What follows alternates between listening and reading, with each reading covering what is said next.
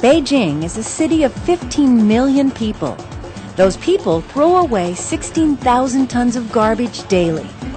That's about the same weight as 10,000 Beijing taxis. The problem threatens to get even worse. More people move to Beijing every day. And on top of that, 1.5 million visitors will arrive in 2008 for the Olympic Games. That means even more trash. This is one of the places where that garbage ends up, Beijing's Beijing sanitary landfill site. It's one of the 13 landfills used by the city. The site is almost 6.5 acres, about the size of 8.5 U.S. football fields. It's filling up at the rate of 1,300 tons per day. Today, the landfill site is about halfway full. 3 years from now, the site will reach capacity.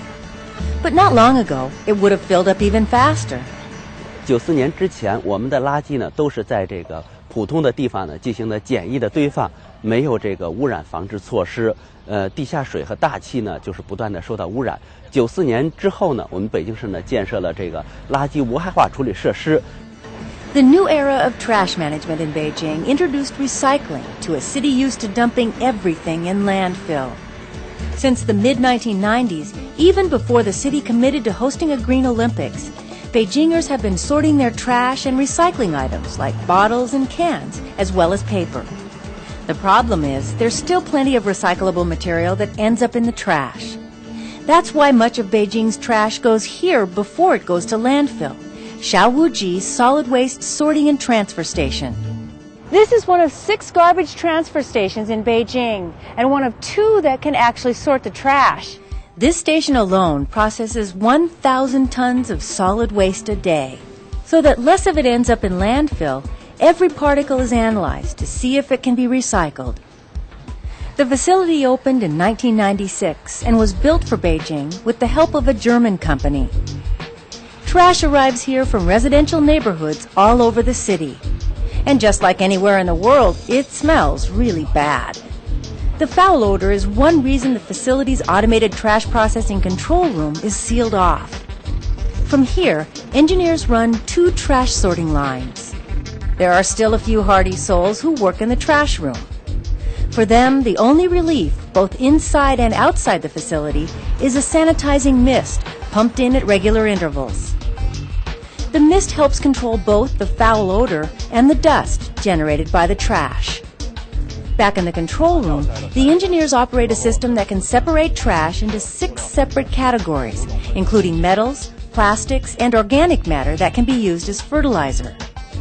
The only particles that end up in landfill are those that are not recyclable. The unrecyclable trash from this facility is sent to the Beijing site. Even though the site receives thoroughly sorted garbage, the stench is almost too much to take, and in some ways that's good. Why? Because a lot of that foul odor is from methane gas created by the decomposing garbage. And methane gas can be used for energy and converted into electricity. The landfill uses these pumps to capture the gas and pipe it into storage tanks. Energy from the methane gas actually powers this pump and the entire landfill's offices, with more electricity to spare for the city. There's another major green process going on at this landfill. Although you can't see it, garbage usually contains a lot of water. And that potentially hazardous water risks leaking down from the landfill into the groundwater tables below. But this landfill has an impermeable layer beneath it that drains the polluted water into these tanks.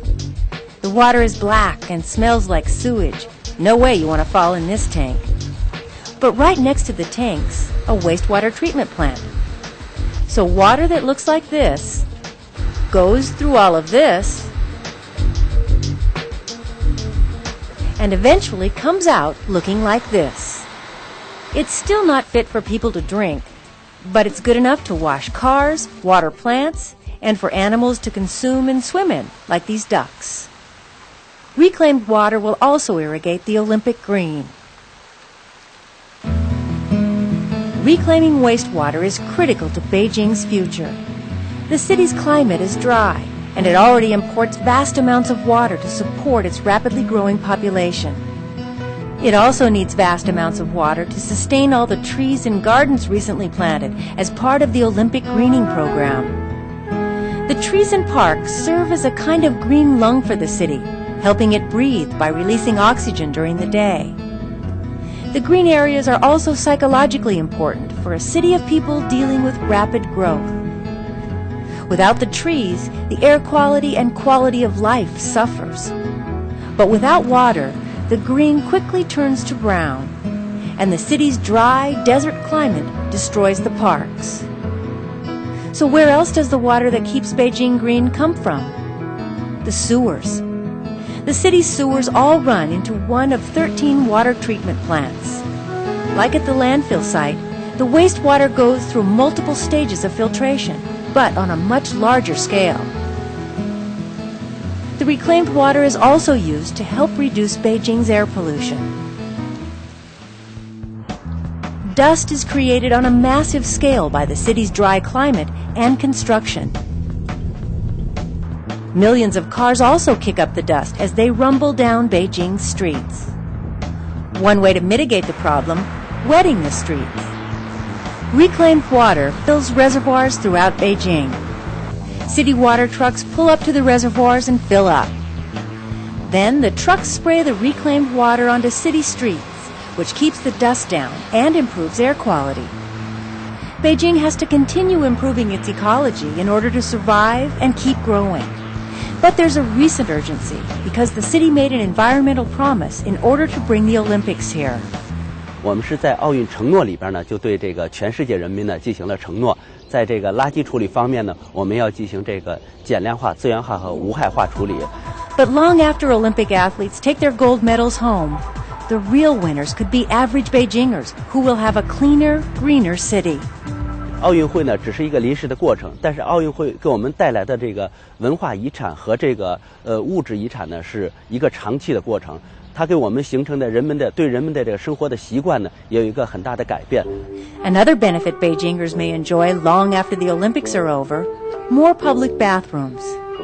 应该分两部分，其中一部分呢是改造的厕所，也就是过去呢就是建设过程当中不达标的一些厕所呢，让它改造达标。还有一部分呢，就是根据这个公厕的布局人们使用公厕不方便的地方呢，要新建一些公厕。那么同时呢，就是在奥运比赛举行期间呢，还有一些那个就是临时的工作呢，以补充这个大客流的这个需求。If you've never been to Asia, it's possible you've never used a squatting toilet. But that is the way most of China goes to the bathroom. Looking for toilet paper? You're expected to carry your own tissues, just like everybody else in China. You're most likely to find Western-style toilets and toilet paper in your hotel room if it's modern enough, and other places that cater to Western clientele. But with the coming Olympics, Western toilets are being installed in the Olympic Village and in more places throughout Beijing. They're even throwing in the extras you've come to take for granted. 在我们这个奥运会期间呢，重点地区呢，我们会加强管理呢，就是补充这部分设施，比如说洗手液啊，或者是手纸。But if you come to Beijing for the Olympics and you explore the city, you should still expect to encounter something a little different in public bathrooms. Just think of it as part of the adventure.